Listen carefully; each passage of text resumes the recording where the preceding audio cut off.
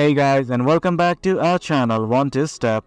In this tutorial, we're gonna look at how to hide the live stream broadcast in Steam. Now let us begin.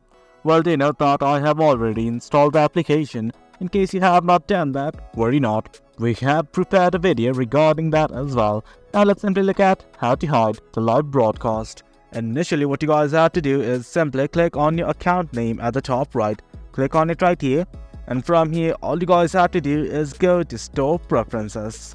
And guys, this is it. This is the page we are looking for. From here, you can filter out mature content, the product types and everything.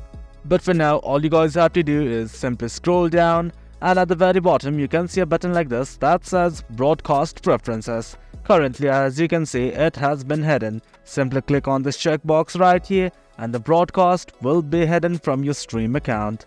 That is it, guys. That is how you hide the broadcast on the store product pages in Steam. It's quite easy.